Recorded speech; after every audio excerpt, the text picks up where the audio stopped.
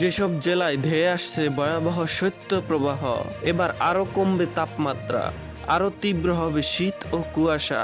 আসসালামু আলাইকুম প্রিয় দর্শক, সবাইকে আমন্ত্রণ জানাচ্ছি এই মুহূর্তে পাওয়া আবহাওয়ার গুরুত্বপূর্ণ নতুন আপডেটে। সবার আগে আবহাওয়ার সঠিক খবর পেতে আমাদের চ্যানেলটি সাবস্ক্রাইব করে রাখুন এবং কে কোন জেলা থেকে দেখছেন অবশ্যই কমেন্ট করে জানিয়ে দিন।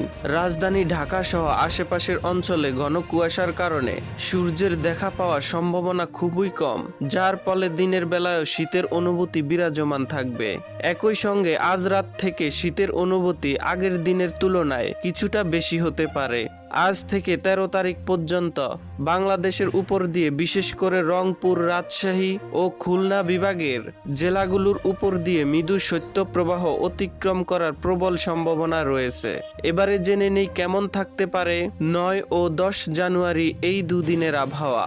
এই দুদিনের আবহাওয়ার পূর্বাভাসে বলা হয়েছে দেশের কোথাও কোনো বৃষ্টির সম্ভাবনা নেই। সারা দেশের আকাশ কোথাও কোথাও আংশিক মেঘলা থাকতে পারে।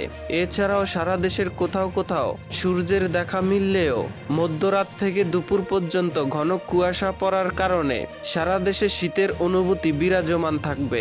এছাড়াও সারা দেশে রাতের তাপমাত্রা সামান্য হ্রাস পেতে পারে এবং দিনের তাপমাত্রা প্রায় অপরিবর্তিত থাকতে পারে। ঘন কুয়াশার কারণে সারা দেশের কোথাও কোথাও দিনের বেলায় শীতের অনুভূতি বিরাজমান থাকতে পারে। এবার জেনে নেই কুয়াশার পূর্বাভাসে কি বলা হয়েছে। মধ্যরাত থেকে দুপুর পর্যন্ত সারা দেশের কোথাও কোথাও ঘন কুয়াশা পড়তে পারে। ঘন কুয়াশা পড়ার কারণে বিমান চলাচল, অভ্যন্তরীণ নদী পরিবহন এবং সড়ক যোগাযোগ সাময়িকভাবে ব্যাহত হতে পারে। ঘন কুয়াশার কারণে দৃষ্টি সীমানা 400 মিটার বা কোথাও কোথাও তার চেয়েও কম হতে পারে। অভ্যন্তরীণ নদী পরিবহন ও সড়ক যোগাযোগের সকল যানবাহন সমূহকে সাবধানে চলাচল করতে বলা হয়েছে।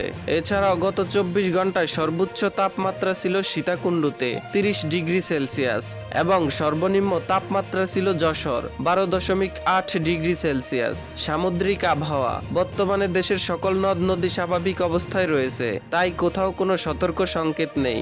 এছাড়াও আবহাওয়াবিদ আফরোজা সুলতানা স্বাক্ষরিত 9 ও 10 জানুয়ারি বৃহস্পতি ও শুক্রবার এই দুদিনের আবহাওয়ার পূর্বাভাসে বলা হয়েছে অস্থায়ীভাবে আংশিক মেঘলা আকাশ সহ সারা দেশের আবহাওয়া প্রধানত শুষ্ক থাকতে পারে।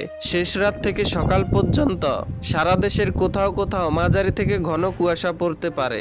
সারা দেশের রাতের তাপমাত্রা প্রায় অপরিবর্তিত থাকতে পারে এবং দিনের তাপমাত্রা সামান্য বৃদ্ধি পেতে পারে। তো প্রিয় দর্শক, ভিডিওটি ভালো লাগলে লাইক, শেয়ার, সাবস্ক্রাইব করে আমাদের সঙ্গেই থাকুন। ভিডিওটি দেখার জন্য আপনাকে অসংখ্য ধন্যবাদ।